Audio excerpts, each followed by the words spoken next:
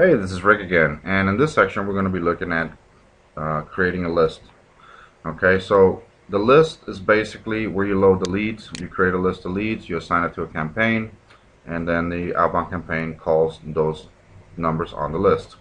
So before we create the list, let's look at how the leads need to look and what kind of formats they need to be in so you're able to load them into the system. So I went ahead and created a test list already in Excel. As you can see, I designated a whole bunch of fields. List, first name, first, last, address, city, state, zip, and phone. Now, a lot of the lead providers will provide you with all the information like first name, middle name, last name in separate fields. Okay, some lead providers will provide you one field that'll say like Mr. John Doe and then the address, city, state, zip, and I've seen a lot of them also that the city, state, and zip come in one field. Now the idea is for the list to be separated into as many fields as possible. That way when you load it into the system, since the agent screen will have separate fields already pre-made in there, so that, you can load the first name where it goes, that's the last name, middle name, and so on and so forth. Another thing that's important is you want to make sure that when you have your list is that you don't have multiple sheets, so you only have one sheet.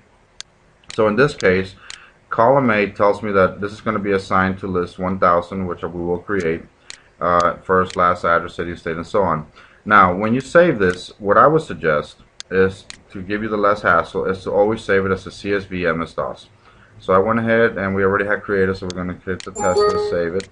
Then it will ask you to make sure that you only have one sheet. Again, this will make sure, so if you do happen to forget and you leave sheet 2, sheet 3, sheet 4, just click yes here, and your main sheet will be saved with only one group of information. So now we're going to go to the list, and we're going to add a new list. We're going to say this list ID is 1000.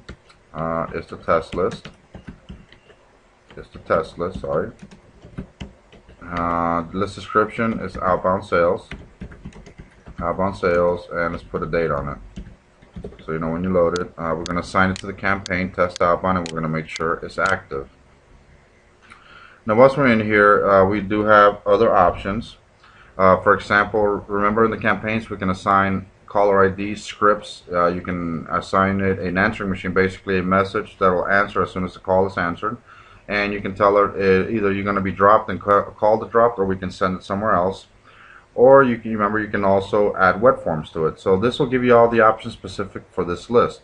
So if you want a different script to show up, if you want a different caller ID to show up, if you want a different message, or if you want it, the call is dropped and you want it to go somewhere else, then this is where you set it. You can even set the three-way and conference numbers here too. Does this list require a particular number for a different number for a TPV, for example? Then whenever this list is called, then this number that you designate here is the one that's going to show up. Once the list is loaded and being called, this is where you'll be able to see the list statuses, what's going on with the list, where they're calling, who they're calling, and what's going on with the list, how many answering machines, no answers, so on and so forth. So now once we have created our list, we're going to go to load new leads. Okay, now we're going to show you something, since I didn't do this on purpose just to show you this. Okay, so we're going to load the leads from the file, and we're going to make sure that we use a custom layout here. Make sure this is always checked. I would suggest that you double check and duplicate check the leads before you load them. Sometimes the system can get a little funny with that. I never use it personally. So let's just load the leads from the file. We're going to browse, and we're going to look for test list, and we're going to submit. Now, I wanted to do this because this is important. Alright, if you notice here, row 1 actually is basically the field name, the field designator. Once you do the list, you don't want to leave this here, because what happens is that when you come do this, then this is what you get. Now this, for all sets and purposes, this works, but sometimes it does not work properly when you do it like this. So what I would do is just make sure that before you save it, delete that row, save it. Okay, you can come back and start over, and let's go ahead and make sure it's custom layout. Make sure it's the old lead loader, not the third gen. So click on the old lead loader, custom layout, browse, test list, and then we're going to submit. And now you can see, now we're going to have the information. So now we can put the list ID is going to be assigned to 1000. the phone number, the first name, which is John, no middle name but last name. This is what I meant, that having everything in a different field really helps. Okay, so the address, 1234 State Street, oops, wrong one, 1234 State Street, then City of Miami, State of Florida, and the postal code is 33184. So we go ahead and process. Now what you see is that the field has been processed. So you see here, that's the status that it tells us that 24 of the leads were good, there was no bad leads, and there was a total of 24 loaded.